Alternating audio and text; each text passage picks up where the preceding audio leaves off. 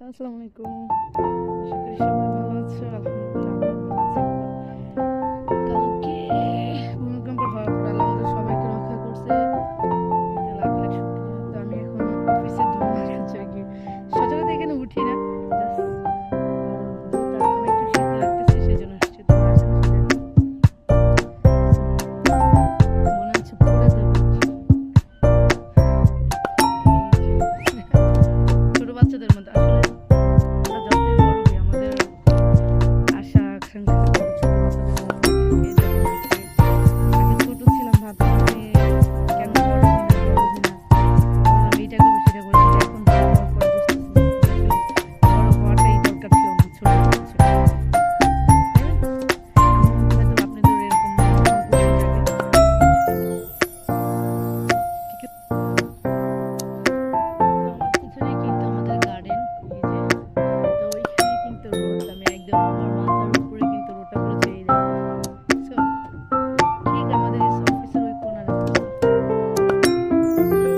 ছোট বাচ্চাদের এখানে আমরা দোলনা খাচ্ছি, এই দেখো। আমি এটাতে দোলনা খাচ্ছি, এটা দুইটা একসাথে। রোদের মধ্যে কিন্তু আমার লাগতেছে।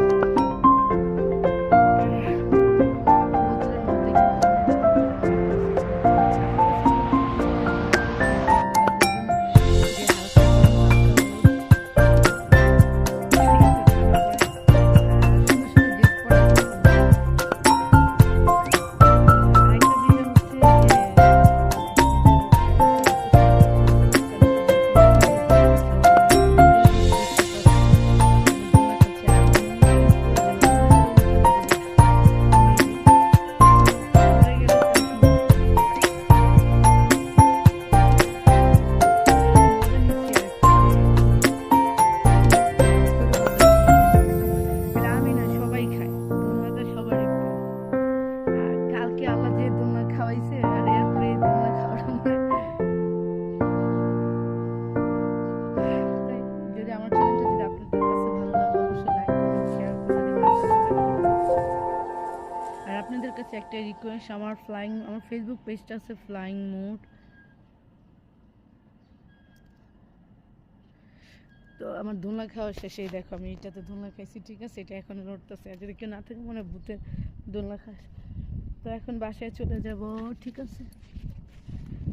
অবশ্যই লাইক কমেন্ট শেয়ার করে দেবা আর চ্যানেলটা সাবস্ক্রাইব করে দেবা, ভালো লাগলে কমেন্ট করবা। তো অবশ্যই সাপোর্ট করবেন। আর আমি যেহেতু চাকরিজীবী মানুষ, আমার সময় হয় না ভালো ভালো ব্লগ বানানোর, এগুলো